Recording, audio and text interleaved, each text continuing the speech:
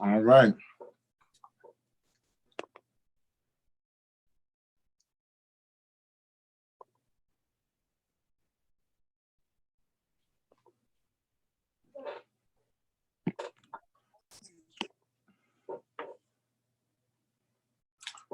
All right. So we're gonna just go ahead and get ready to start. It is 6:30, and we have a packed field day here. So we want to. One is I want to bring on and welcome to the honorable, the very distinguished Councilman Stop Jaycee it, man. Sebastian, who hails out there not just from District 4 City Councilman, but also too from a Democratic leader who was the South Fulton, the City of South Fulton Director for the South Fulton region. And he is here and going to share us some insights as we thank him and welcome him to the fold. He has been a great asset to the city in bringing the knowledge and stability being in form of government. But I'm going to let you hear all what he has to say. And without further ado, Honorable Jaycee Sebastian, you have the mic up first, sir. Thank you, Mayor Pro Tem. Thank you very much, sir. Second place winner in the Mayor's Cook-Off at the Taste of Sofu. So we just want to say congratulations again. I just want to thank everyone and thank you, Mayor Pro Tem, for having me on. You know, I must admit it's been a little while since we planned this, and so I wanted to know if there's anything else that you want to hear from me. But in terms of just quickly what's going on in District 4 and maybe a little bit about what's happening with the Democratic Party, I guess I'll probably, as you mentioned, that I'll probably start the latter first. Well, we just finished our first in-person post-COVID meeting this past Saturday. And so it was a good meeting. We had a great turnout, and we're going to take July off. I think we're going to have a major sign distribution event. So that is coming up. Also this Thursday, the Fulton County business meeting where we'll be electing post-seat holders. So if you're a current post-seat holder or if you desire to be a post-seat holder for the Democratic Party, you may want to seek out from the Democrats how you can submit an application and attend the meeting on Thursday night. But otherwise than that, you know, happy to be here representing the great district of District 4, the Green District, the district where we have anything from townhomes to big mansions to farmlands and beyond. So we have a little bit of everything in District 4. We do have some additional needs. We don't have a grocery store here in District 4, and so we don't have many restaurant options in District 4. So those are some of the things that we're talking about, looking to work together to change. So we are hard at work already. This is my 6th month being here. Feels like it's been longer than that, but this is indeed my 6th month. And we have gotten right into the thick of things when it comes to things like we still have a burning landfill and we're still trying to figure that out, letting the legal process take place, but we're keeping a close watch on that. And if there's anything that the city need to do, absolutely here and willing to take charge of it. It's been too long since that has happened. So outside of that, you know, we have a number of developments that are being proposed for District 4, and we're just trying to stay on top and ahead of each one of those because, you know, we want development in 4, but we don't want development everywhere. So we're trying to make sure we make some smart decisions as a city and as a district when it comes to District 4. Other things that are happening in District 4, back in April, we hosted the first Autism Festival that was held outside of the Hampton Oaks Plaza up here in District 4. off of Button Road and Highway 92. And that's going to be an annual event. We are more than happy to bring awareness of things like that. We just completed, I don't think since we've been a city, we've had the cutbacks of some of the right, where we had several areas in District 4 where there have been, overgrowth of trees and plants into the right of way and into the streets. And so we're trying to keep control over that. We're not cutting them too far back, but we're, kind of cleaning up some of the line of sight and so on. We've been working with GDOT on infrastructure improvements, and also keeping tabs on what's happening with those roundabouts that are coming along Highway 92 at Jones Road, the Mooney Road, and at Butner and Ridge Road. All three areas are set to have roundabouts coming. And so once we have a better timeline and so on what's going to happen there, we're going to be pushing those out. We're also in conversation with GDOT over safety when it comes to South Fulton Parkway. One of the hardest things that I've had to do since getting elected is to communicate or see families who have had people killed on our roadways. It's a very, very, very difficult thing to do, and we need to work with GDOT and the cities around us, Union City and whoever else, so that we can get GDOT to improve on the safety, especially when it comes to South Fulton Parkway. There was one meeting that was held last week, and there are some proposals on the table of how those are going to be done. And we are going to be following up and having some community information sessions so that the community will know we have been hard at work, and that we're going to be making improvements to South Fulton Parkway, working in collaboration with GDOT and the Union City around us. We have had a lot of complaints about litter, so we have been doing a job keeping on top of that. I can't say much.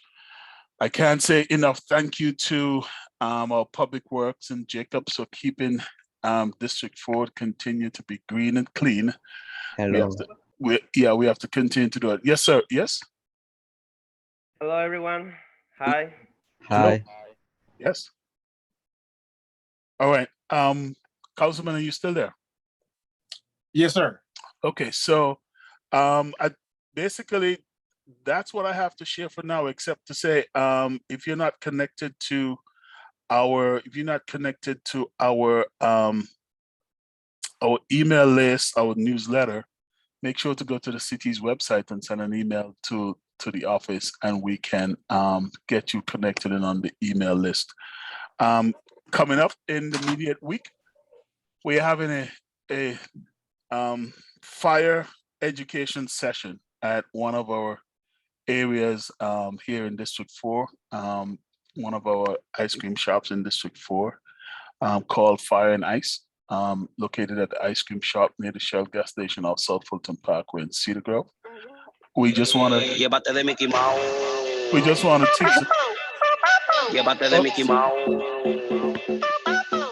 I think we've been don't worry about that. It's yeah, so I want to make sure that the community knows that we're having this program this Friday from noon until this is the Anna. I'm trying to get this. Don't worry about it. Yeah.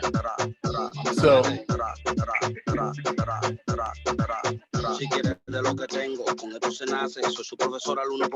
don't worry. Hey, don't worry about it. This is but we got the URL. Don't worry about it. It's hard to talk over the noise. Mario Ferro, that's who it is.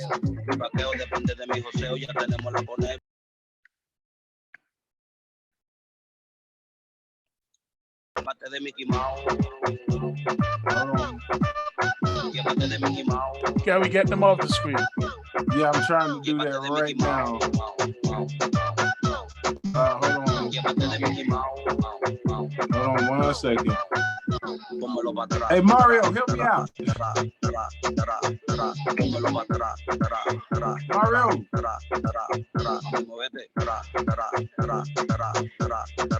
Hold on, brother. Should we log off One and come second, back? I'm trying to. Yeah, do you have control? Hey Mario, I'm gonna make you host. Okay, make me Take host care and of I'll that take for them off. All right. And get this. And make sure we get that URL. Because what we're about to do is I'm going back to get all this. So we logging off and coming back. You got me? Thank you, Mario.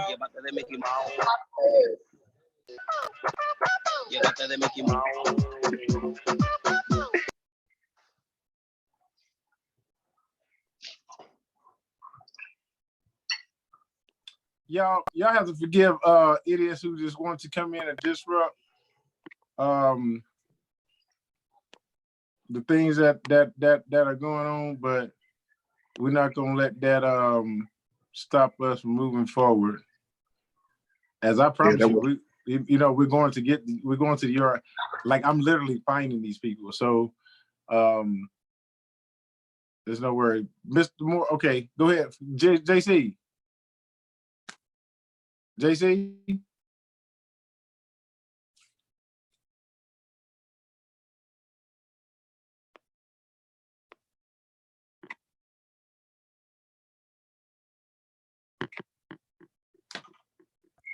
I think Jaycee got out. Okay, we lost him. Well, until he comes back on out there, Mr. Morris, are you with us? Sir, Councilman Reed, yes, sir, I am. Okay, all right. Is Brother Leon gonna log on too? Hold on one second. This. Nope, it'll just be okay. Just be me today.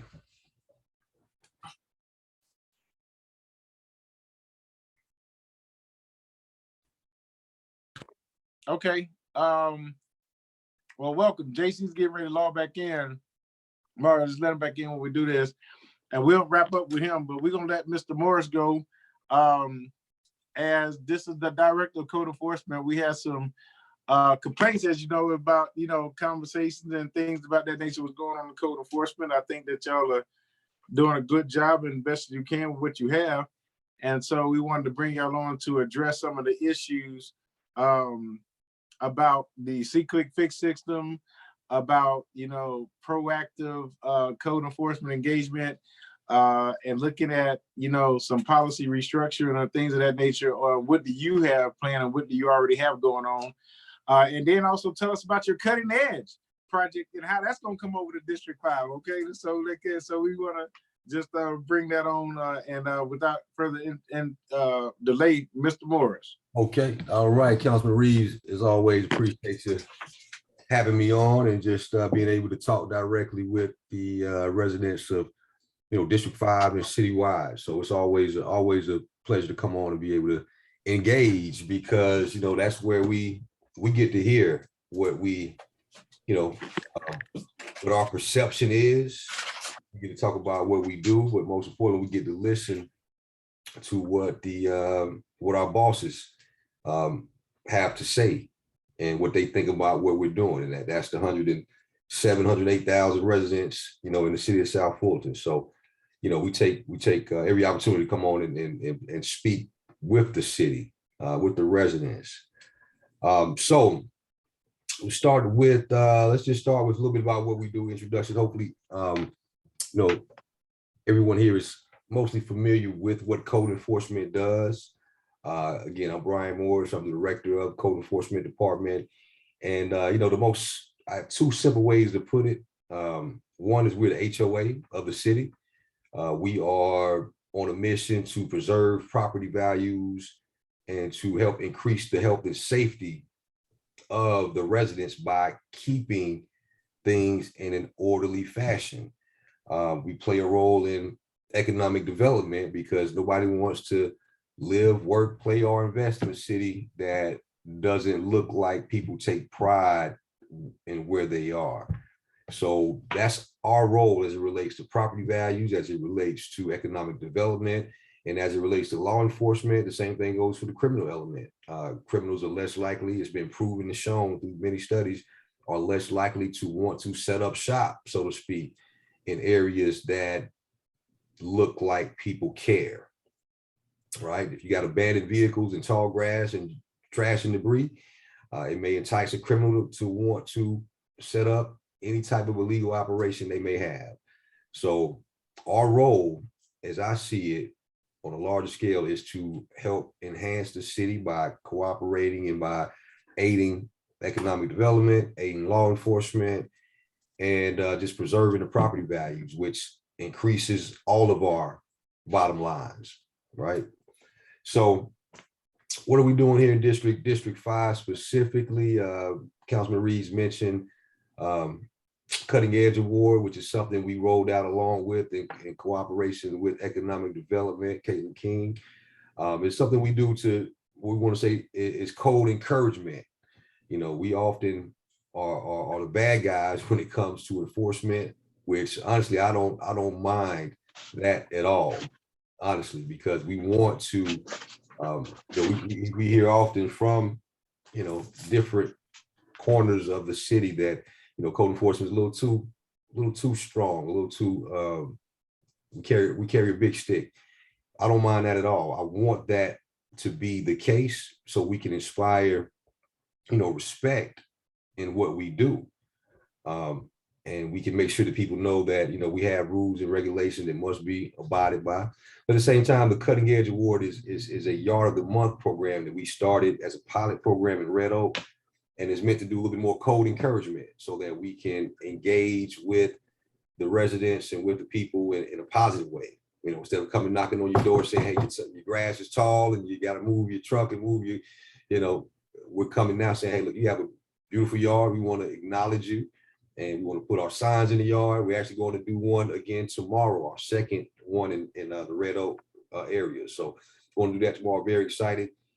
And we're bringing that to Old National in cooperation and communication with the Economic Development for the Main Street Project, Teresa. So we're working with them to bring that same program to Old National, and just as a means of encouraging people to keep their yards up and showing that we do care. So that's that. C-Click Fix, as far as the complaints or anything like that, C-Click Fix is a system that we utilize. It's not perfect, but our response time, many people think that C-Click Fix is designed to be a cradle to grave type of system, and that as soon as you report that, the C-Click Fix is going to follow you all the way into the end of that case.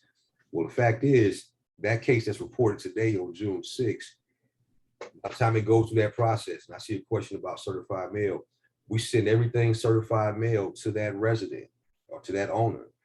That certified mail may take 10 days, right? Or it may take a few days, but we give them 10 days to comply, right? Now, what we don't have the ability to do is to force compliance, right? We have no mechanism to say, we're going to come to your door and make you get out there and cut your grass right now. We don't have that. No one does. So what we're asking for is compliance within that 10-day period. If that compliance is not met, then we're issuing a citation, which will be either municipal court or will be a code board citation.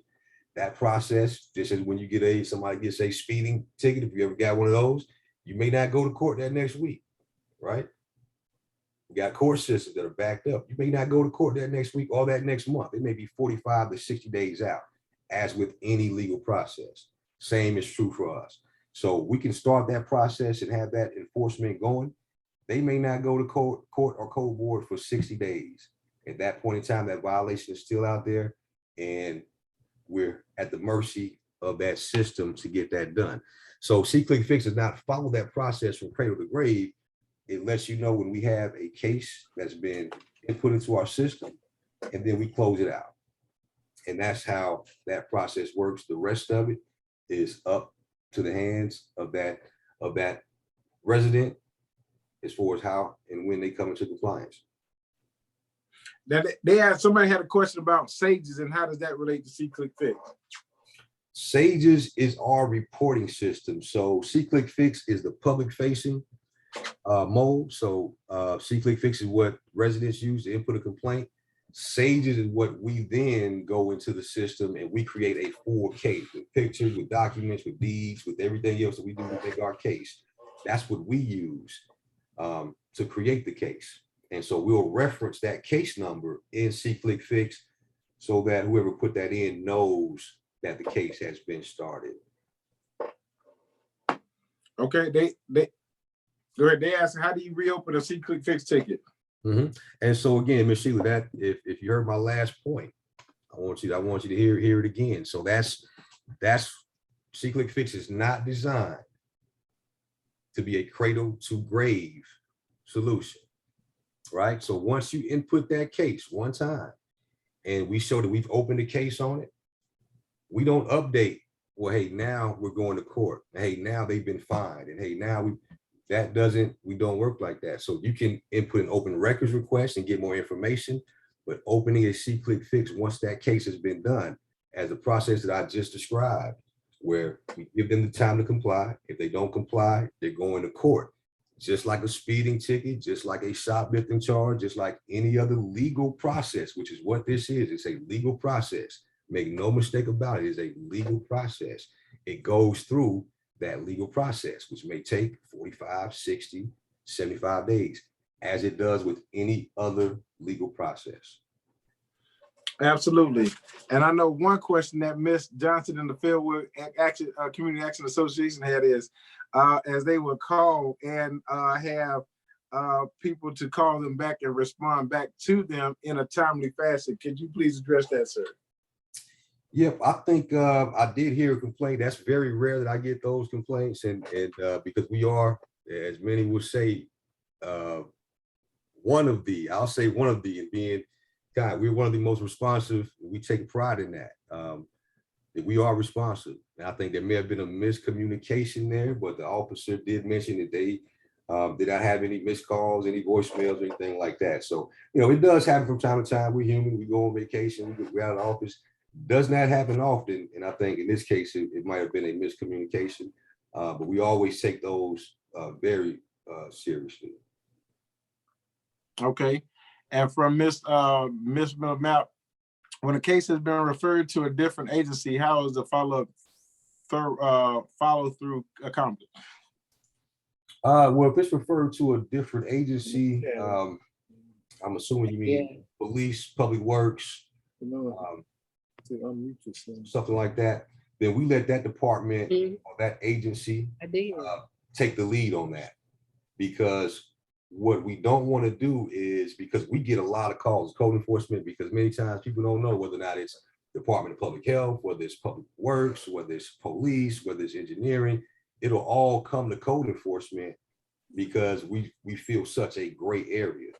So what we don't want to do, for efficiency's sake for us and efficiency's sake for the residents, is to have to be the go-between time that we refer it to public works, to police department, to engineering. We're going to put you with that particular point person. And then at that point, we want to set that communication up between the resident and whoever that direct contact person is in that different agency. All right. And how from Ms. Glenda Collins, how does code handle tall grass when monitoring at homes when riding through the city? Okay, so we have 11 full-time officers in a 90 square mile city with 107,000 people. So I'm just gonna say those numbers again. We have 11 field officers, 90 square miles, same size of Atlanta, and 107,000 residents. So, and I set that up, I say that because many times people will say that, Councilman Reeves mentioned proactivity earlier, and proactive versus reactive. Well, most code enforcement departments are 90 to 100% reactive. DeKalb County, Atlanta, Henry County, Clayton County, we talked to all of them. They are majority reactive. Here we are about 70-30. 70 reactive, 30 proactive. And so we encourage the use of See-Click-Fix to report, because our caseload for those 11 officers, that caseload is so heavy that they are many times, if they're not reacting to that case, then they're going back to do the paperwork and the casework and filing and the research that goes along with that case. So we ask you to report to See-Click-Fix, and in that way we can. Now, if we see things that are egregious, we do, as I say, 30% proactive. If we're in that area, we see something that stands out, we're gonna address that. But our workload is such that many times it doesn't give us the time to proactively peruse the neighborhood in search of violations, because we're chasing calls, and then we're monitoring, and we are following up on those calls, and we're producing those cases. So the more that you utilize the system, you know, it's, when they say squeaky wheel gets the oil, it's definitely true, because it alerts our attention to that area. And, you know, when we're there, we're going to see other things that are in that area. So I would just encourage everybody. A lot of people do a great job, and we appreciate the residents for doing that. But just being active on See-Click-Fix, because it helps us to know where those problem areas are. And if we have to put more resources down there, then we will. We'll do sweeps. We've done sweeps recently in District 5 and in District 6. And so when we see we need some extra attention, you know, that's our next course of action, is to put 5 people in that area for a couple of days. Let's just try to monitor, get everything done that we can get done. So it's a little bit of both in how we do it, and that's our process. All right, good deal. From Miss Wanda from Red Oak, she said, "What's going on with Gabi Place?" With Gabi Place. Okay, Gabi Place, is that we talking? Refresh my memory on that. Is that 27? Okay, well, Gabi Place is where Old Bill Cook, the little place between Old Bill Cook and Gabi Road, is that little strip where that store is located, and the other corner building is on Gabi Place. And the part of the city of South Fulton is in the apartment complex that is on the Gabi Road, Gabi Place side. Mm-hmm. And in conjunction with College Park. Yeah, so we've jointly done inspections with College Park for that apartment complex. The store on the corner, we've had them under violation a few times, and we have several violations in that area. But the apartment complex in specific, we had them in court recently, had them in code board. They didn't show up. So we issued the maximum fine. And now our next steps is we're now escalating that to municipal court. And, you know, the issue with that is that they have, you know, you can tell a lot about how a complex is run by the management. And when we were out there, the young lady said, "I'm the 4th manager in the last 6 weeks, and I just put in my 1 week notice." So that's the difficulty with some of these. Sometimes we have these slumlords that exist. You just have to work through the process, but we are actively working on that, and we'll keep the community posted. Okay, and so for some people on the corridor on Jerome Road want to know what's going on with Camelot. Well, Camelot is a very long, you know, complex issue. A lot of issues going on there. I don't have to tell anybody here. I'm actually, I share with Councilman Reed. I actually, you know, lived in Camelot for quite a few years, you know, back in the day. So I'm definitely familiar with it, from the good to the kind of transitioning to where it is now, which is unacceptable. So we're working. What I'll say is that we're using a multi-faceted approach, coordinating with police, fire, legal, and legislative options. So we're using all options to try to address it. We've had them in court for quite some time, and we're still continuing to work that case. But it is complex. It's very much complex. But y'all are on it. We are on it. Yes, sir. Yes, sir. I think that y'all are on it too. And just, I just says that look for it's a process. But just look for good things to come. Now I do want to ask one question. It says, what's going on with Brentwood Place from James phone? Ms. Jade, I appreciate the question. We'll need some specifics. Y'all gotta forgive me. As I said, we got 90 square miles, 107,000 residents. Brentwood Place is right across the street from the South Fulton Library on Flash Shows. Yes, sir. I'm familiar with the area, but just as far as in particular, Ms. Jane, what specifically can I answer for you? Yes. So thank you so much, Officer Morris. You have been excellent in, answering calls, when I do call, and I appreciate that. And, we do work as a team. So we just have reoccurring situations like, people leaving their trash cans out. And now we have this one address, even a few years ago, the grass was so high that you could not even walk on the sidewalk because this grass was so high. And so now it appears, I just so happened was out there the other day, I think it's 3915 Shinfield Drive. Don't quote me on that. But it's like when you continue to have these reoccurring situations, what do you do about those? And especially if the homeowner is not the one that lives in the property, like, it's a renter or it's a company that owns the property. Because I don't know if anybody even lives in this property because the grass is so high.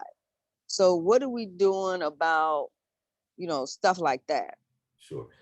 And Ms. J, that's a great question and a very fair question. Repeat violators. So, see click fix, man, it's not perfect, but I really like it. I really, really, really like it. I think it's very effective. It keeps us accountable and it helps, it's convenient, in my opinion, for the residents to use. With that said, in some cases, it may take something more than a C-click fix. You can put it in C-click fix and we definitely will address that. I ask you to report it.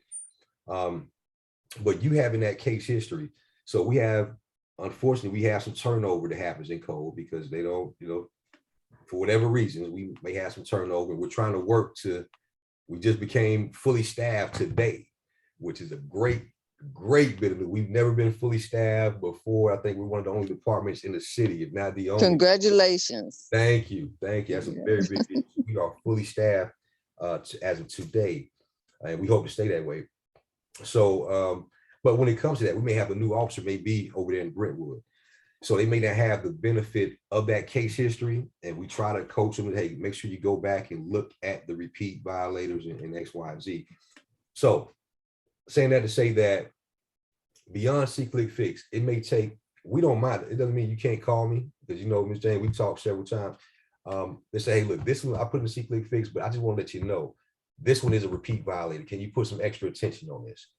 And so I would just appreciate a call or an email directly to me to say, hey, look, and then we can maybe take some extra steps and go a little bit further on those special cases. So reach out to me on those type cases, please. Okay, will do. Thank you so much. Thank you. Okay. Okay, Corey, this Miss Johnson. Oh, Miss Johnson, you go right on ahead. Okay, Mr. Morris, Mr. Richardson did reach out to me and we talked for about an hour concerning my problem. But my issue, as I told him, when you do that C-click, the lady gave me my number. So 2 weeks later, I called back and she gave me Mr. Richardson's number telling me to see him about the issue. So he said they don't usually do that. I said, well, this lady did, and I did not write her name down. And also his phone was going to the voicemail.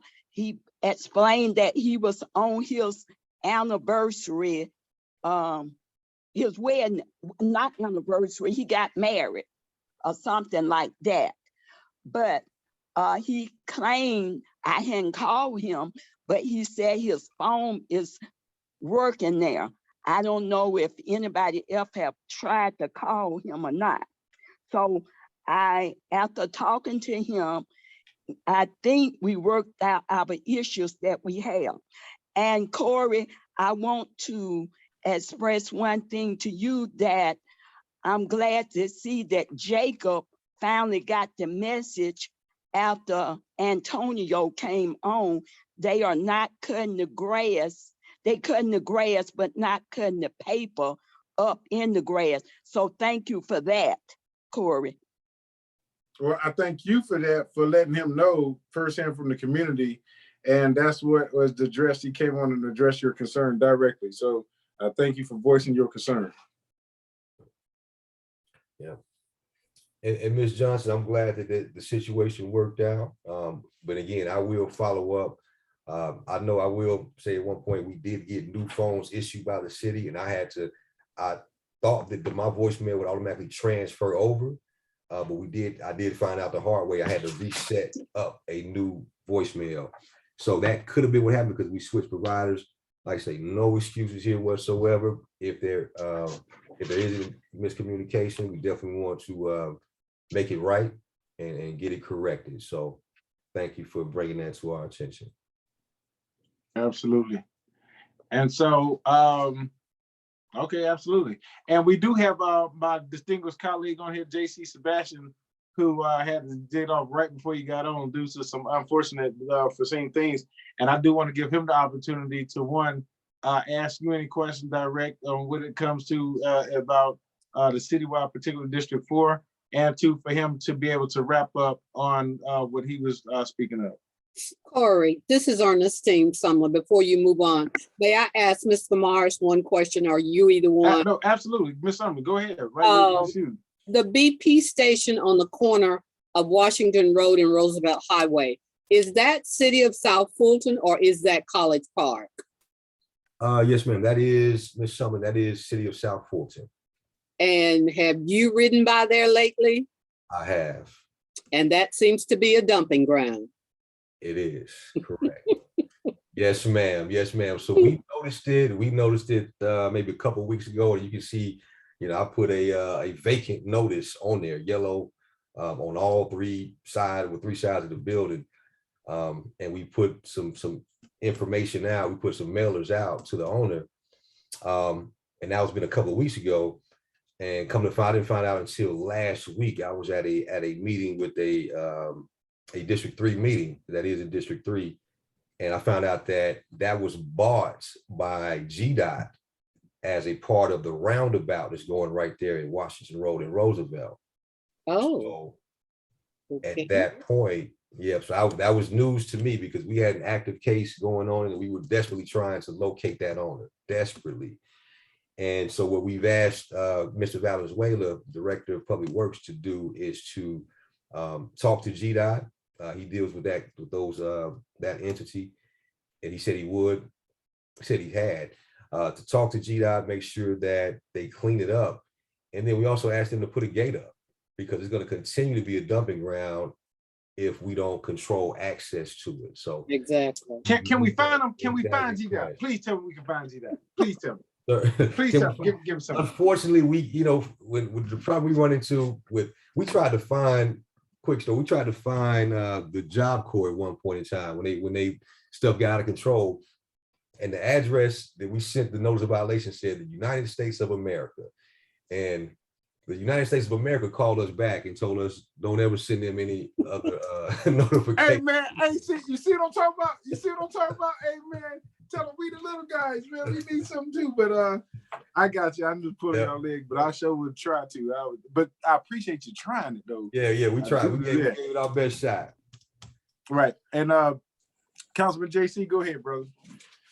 Yeah, thank you, Brian. I don't know if you cost us some of that infrastructure money we've been trying to get, but I hope not. But anyway, but thank you for coming on. Yes, sir.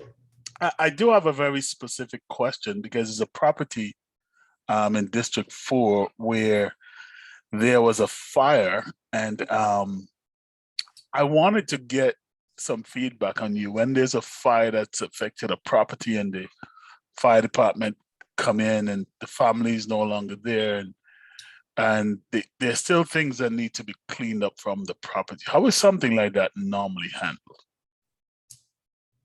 That is, Councilman Sebastian, that's a kind of a delicate issue because we want to be sensitive to that issue. Of course, somebody just went through same thing with natural disaster, tornado hits, fire. We want to be sensitive, but at the same time, we still want that compliance. So we developed we call it hardship notice of violation, where our typical notice of violations are pretty strong. They say you can fine you up to $1,000 a day. You can face up to jail time if you don't comply. So what we do now, we soften it up, and we still want compliance, but the language is softer. What we want to do is get in touch with them early, and if they need more time to get it done, we will allow it, but we want to at least clean up what they can. And if there's an insurance element to it, they're waiting on the insurance, which could take months and months. We don't want them to hide behind that either. So we want we want some type of proof that you're proactively working with your insurance company, that you haven't just taken the funds and run with it. Yeah, this particular property, I think it's been about 2.5, almost 3 months now since that incident. But I'll talk to you offline about it. I heard you mention, which I'm very happy about being fully staffed, because I know that was one of the things I talked about when I came on board, and I've been talking with the city manager as to how we make up some of the staff that are missing across the city in these different departments. I'm very happy to hear you're fully staffed.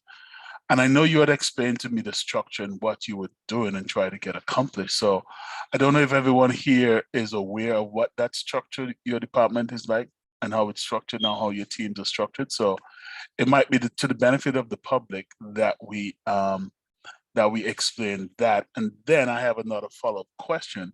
It's about what you mentioned about proactive, right, versus reactive. Just wanted to get a sense of what you do in that 30%. Again, we have a large city, almost 100,000, almost with 107,000 people, and I think almost 100 square miles or close to 90. So how do you use the team that you have proactively? What kind of schedule, you guys keep, so that I could know as we work in District 4, kind of what to expect? Yes, sir.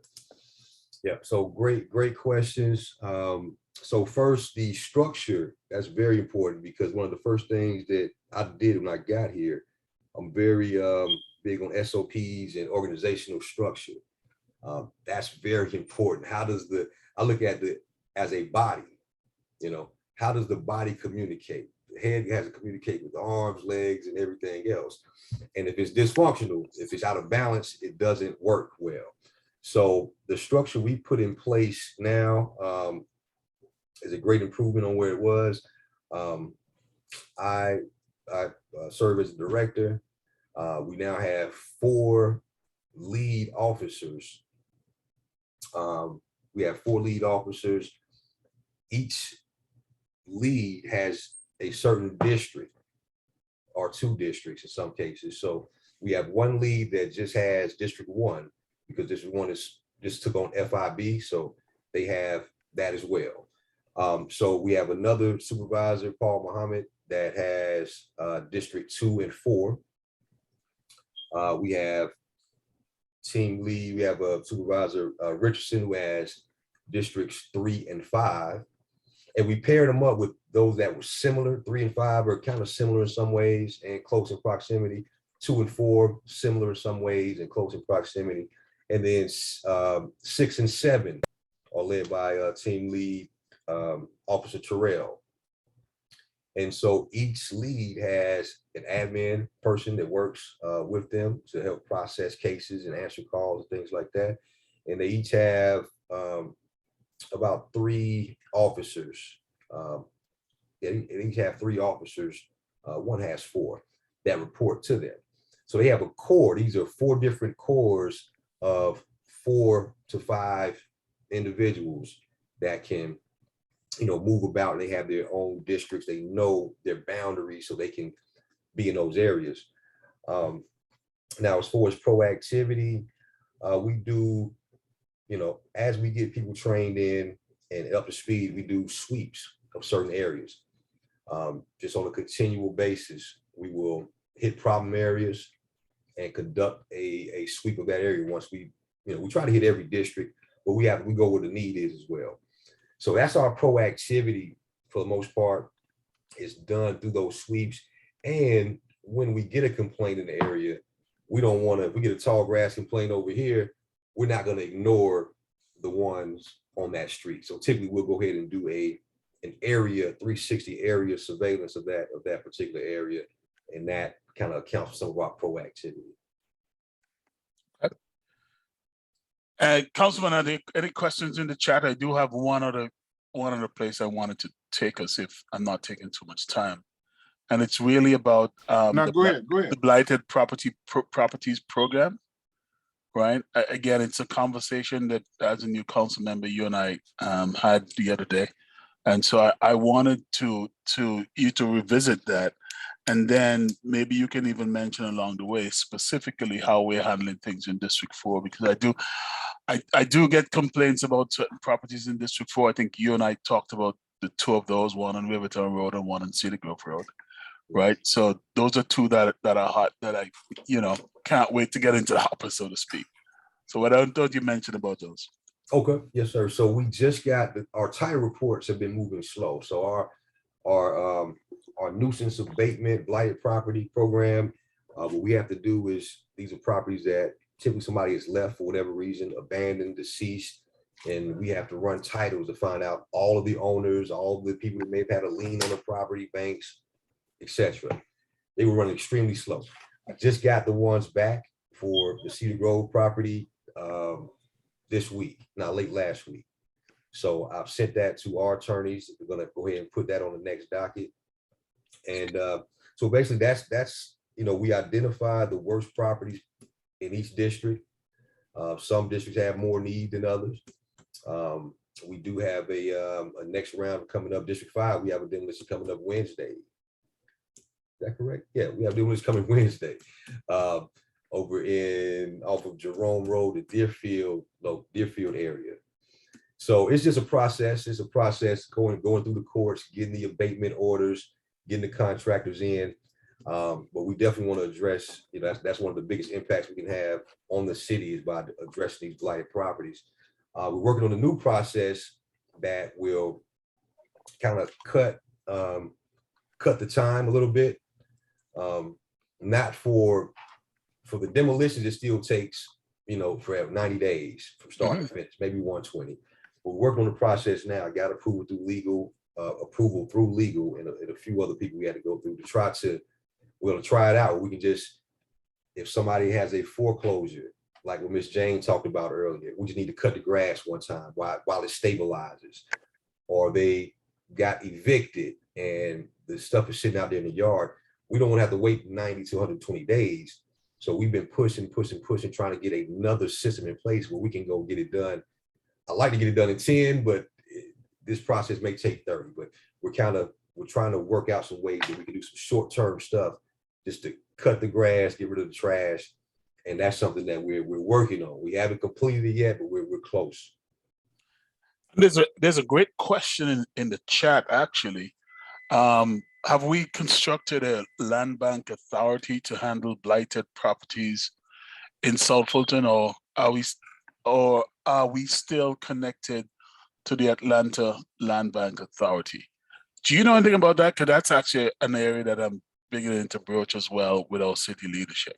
I do. I know quite a bit about that. I actually been charged with meeting with the Atlanta Land Bank, Fulton County Land Bank. So I've met with them a couple of times and have gotten everything that we need from them as far as what it takes, and presented a report on up the chain. So we're not connected with them yet. So they do have a seat that's open for us if we choose to do so. But we have not officially made that official connection, but we do have 90% of the information that's needed, if not 100%, that's needed to connect with them. It's just a matter of, internally what we decide to do. We also met with Habitat for Humanity last week to see how we can coordinate with them as well. And it aren't mutually exclusive. They can work together. We're just trying to figure out the best way to go forward with that. Okay, Right. thank you. Go ahead. And so speaking of that land bank, is that I've been on this for about 2 years, and just wanted to, I want us to understand that, yeah, we can start off with Atlanta, Fulton County, but we need, we can have our own as well. And so I think we have enough property and enough out there, discretion out there to get that started. As that was another conversation, a topic of conversation today. So it's right on point. I'm glad that the mindset of people is leading towards that. I'm glad to hear you, Councilman Sebastian, say you're leaning towards that. So I think that we are definitely moving in a positive direction to get that going, along with that, and possibly a housing authority as well. So that's something that I look much forward to working on in the next 6 months, and to getting that established, as we might have a conduit to fast track and get that moving. And so, yep. Yes. And go ahead. Yeah, Mr. Mayor Pro Tem, one of the things that we have to remember is that as this city grow and develop, a lot of this area have been owned by private people. So whenever we are trying to make development happen, the developers having to try to acquire the land first of all. And so if we have land that the city owns, then we can control what goes on the land, and we can have more of a say in terms of our future development, and also even when it comes to conserving certain areas of our city, right? So there's a lot of benefits that I think can go towards having our own land bank, obviously. So right. So you and I are definitely on the same page with that. I think it's about a month ago I started having that conversation. So glad to hear that you have been talking about it for 2 years. Yeah. Absolutely. And I would like to preserve 100 acres in District 4 so we can have the biggest park ever, bigger than absolutely. And so, I'm with you, sustainability. And so that's literally the area where we have the most green space opportunity, and to preserving that. And so I literally want the biggest park in America. Like, you can have bigger than Central Park. And then you imagine the development around that. So, that's all I'm gonna say about that. But wishful thinking, hopefully thinking. And so District 4 is definitely in that area where that is the greatest possibility to materialize. And so, but hey, we'll go forward. I know Miss Eleanor Mapp had a question.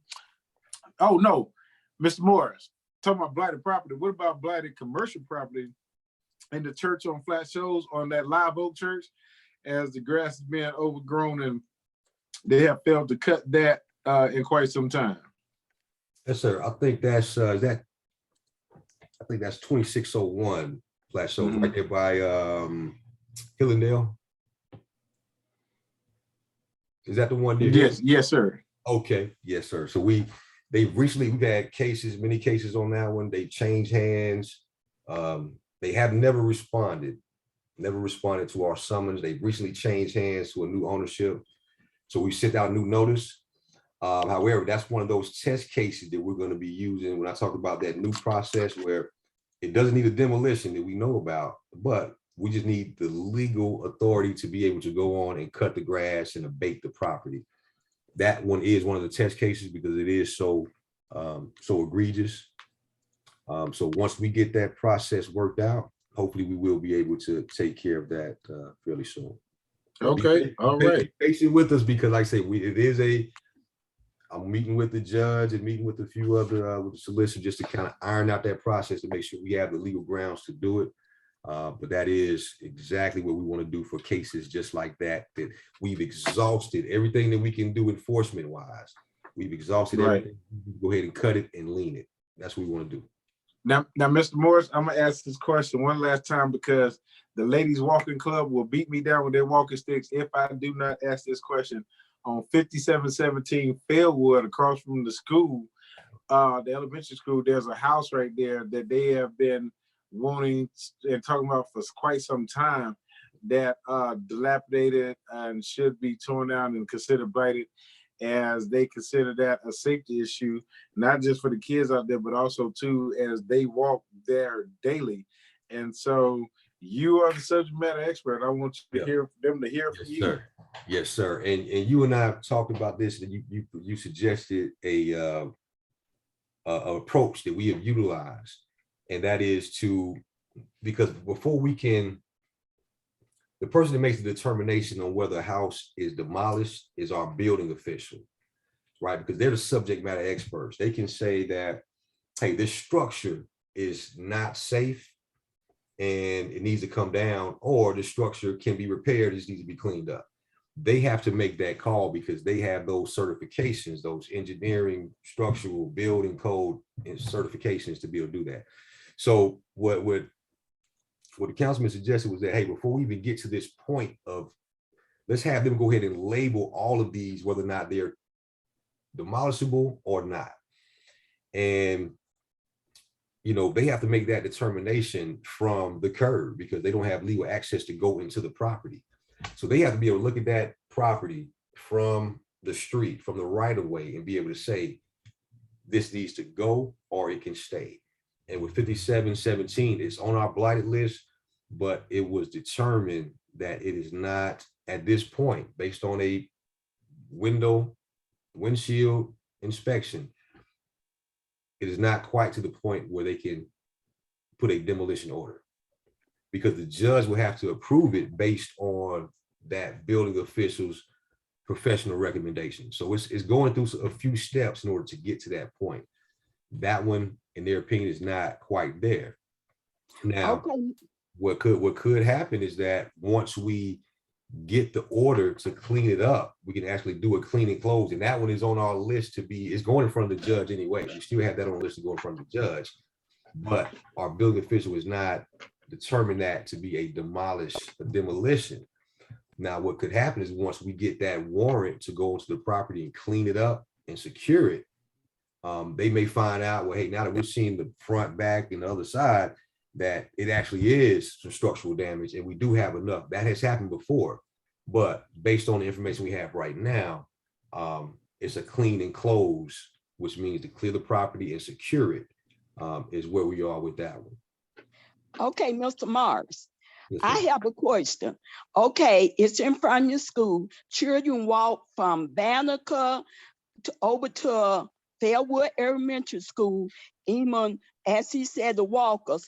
And a couple of months ago, we feel as though we had somebody living in there and they robbed a man walking to the bus stop. So my thing is that if one of them children dragged over there, sad to say, because you all were waiting on some rule, because the house is just, they dumping and everything on over there. And me personally now, I'm afraid to walk since the robbery came from in there. I don't want to be dragged over in that house. Mm-hmm. Well, Ms. Johnson, and I see Ms. Collins with the same question in there. I'm going to kind of try to say it in a different way. Now, we are bound by law, right? As sad as unfortunate that is, we are bound by the law. There's no way around that. We don't have the authority. If the building official, who is the legally authorized person to give that determination, if that building official who has the legal authority to give that determination says that it is not able to be demolished, and he will not be able to present that to a judge, the same judge that decides if somebody's guilty of murder, rape, or robbery, that same judge that has that same burden of proof and that same legal requirement,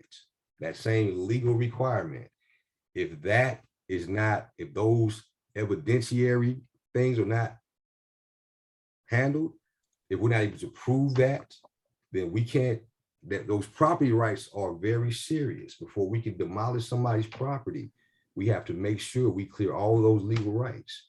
And that's not a decision that I can make. That's a decision that has to go through the building official and it has to go through the judge. And that's what we have to do.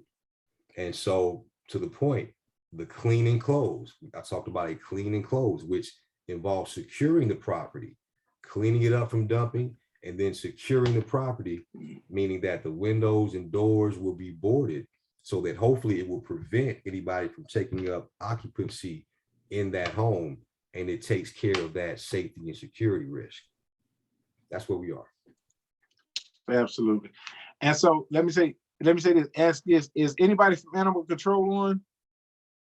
Is a rep from animal control on? Okay, no. Well, Mr. Morris, any final comments? And Mr. Sebastian, any final comments following that? Well, nope, just Councilman Reed, thank you. Appreciate it as always, the opportunity to engage. I encourage everybody to use SeeClickFix, the app, the phone number, or SeeClickFix.com. And as always, my phone and my email is always open. Good, bad, or indifferent. I want to hear from you. So again, absolutely. I thank you all. District 5, y'all are great. I appreciate it. Now, Mr. Morris, I suspended my yard of the month because of cutting edge. I'm gonna let y'all have that program and take over because you know y'all resources are far greater than mine. And so, but when are y'all coming to District 5 for the cutting edge yard of the month? Okay, because I want people to participate. I'm gonna promote it now. Okay. And then so we want people to, you know, have that opportunity. All right. Well, we're working on that. You know, this is something that we did not budget for, we did not plan for, it's just something that we thought was a great idea, along with economic development, Caitlin King over there, who's outstanding. And so it's just a pilot in Red Oak, and then we're doing Old National Main Street, which is 5, 6, and 7. And then we're going to expand it. Just like we're going to do a couple other programs, we're implementing. We're going to expand those programs. So District 5 is going to be included in that 5, 6, 7. We'll see, can we do something, you know, specifically as we go, but you know, time will tell. Right, absolutely. So I just want to take credit for this, okay? Because that piggyback, I had yarded them up first, okay? And so they went ahead and came off of that. So I just want to go ahead and I will give myself that attaboy, okay? That's all I'm saying, all right? So we love it. And Miss Collins got something good. We have a backyard deal, and we want to expand that. So because I want to do all the positive things for all the people who do good and have those green thumbs, and I'm talking about people work hard in their yards, and I do think they should be recognized all throughout the city because we talk about all the bad, but let's celebrate the good. Y'all know I'm gonna focus on the positive. With that, Councilman Sebastian, my distinguished colleague, please, any final comments from you, sir? Thank you, Mayor Pro Tem, and Mr. Morris. I wanna throw District 4 in the midst, because if not for the usual yard of the month, certainly when it comes to the holiday season, both fall and Christmas, that's something that we're gonna be working on, contests around District 4 for the best decorated properties for the fall and for the end of year season. So hopefully you can get in the mix at that time. You know, you have a few months to go, but you know, tell you up front that that's happening in 4, right? Because we have some beautiful properties. We have some folks that go all out around here when it comes to the holiday time. And I think I see one of them on this phone. I hope it's her, Sister Sheila of Hall Road. So the people from Hall Road, they throw it down, and other areas of District 4. So that's coming. But thank you very much, Mr. Morris. I look forward to following up with you based on some things. And thank you for the clarification on us having to stick with the legal process, because I think sometimes as leaders, elected and department heads, we too are frustrated a little bit by the fact that things have to be done a certain way, but that's the law and those are the rules that we have to work with, or else we'll find ourselves in legal trouble. So thank you for making that clear. Councilman Reeves, thank you for inviting me on as well. is the first time, and it's not going to be the last, hopefully. So thank you again. And thank you, citizens, for joining us and for the thoughtful questions that you guys have asked on this call. Before Absolutely. Mr. Morris goes, I have a question for him, if I may. Go ahead. Mr. Morris, this is Ellen Mapp. Regarding Stacks Road and Mallory Road bridges, I know that there's a holdup on those, and I had placed a C-click fix on those repairs, but their holdup is because of the intersection with CSX Railways. But those, especially Mallory Road, create a safety hazard along Mallory with the traffic and the narrowing of that bridge. And the trucks are going to cross that bridge. We're really concerned about that. Can you expand or share some information why we're having such delays? Ms. Mapp, that's a Valenzuela question. As you know, but if Mr. Morris feels like he can answer it, go ahead, please feel free. But I do have some commentary from Mr. Valenzuela. But go ahead, Mr. Morris. No, Councilman Reeves, I don't have anything to add to that. I wish I had some more information, but that's my understanding as well, is that it's a, it's logistics between the city and CSX, but unfortunately, I don't know any more than that. Right, and to answer your question, Ms. Mapp, they were slated to start today at 7 a.m. and I was out there at 7 a.m. and that did not take place, but we're going to follow up with Mr. Valenzuela and find out when will they be, because I asked him to be present on site when they do come and show up. And so that being said, I will make sure that you are informed and aware of that situation. And two other things is that we have the Local Cities Initiative that's going to be taking place at Diamond Hall on Wednesday, June 8th at 6 o'clock. Please come out and share your input or hear insight as well to the Local Cities Initiative put on by the collaborative firm. And that's going to be, answer to transportation, answer to density, answer to live workplaces along the Old National Corridor and the revitalization of such. We have also invited Commissioner Pitts and Commissioner Arrington to be out there as well to see what they're going to offer from the county standpoint. And also on this Wednesday, June, is please go to the website and sign up, district5mewe.org. And that's sign up for, we have an E911 tour scheduled. So for those who definitely want to come out and to support that, please come on and do sign up and go visit. Yes, Ms. Collins, we are working on that pothole, as we do acknowledge that. But the time is now 7:38, 8 minutes past due. And Ms. Miller, we're going to have them answer questions for you for the 911 situation. And so with that being further said, I do respect everybody's time, and I do thank you all for taking time out of your day and coming on and joining us for this call. And so this is truly your call, and I tell you what, is I love you, and you can do absolutely nothing about it. And please go enjoy the balance of your day and say something good about South Fulton, because you are the best part of the city. You are informed and you are engaged, and let's stay encouraged. Have a good one. Thank you. All right.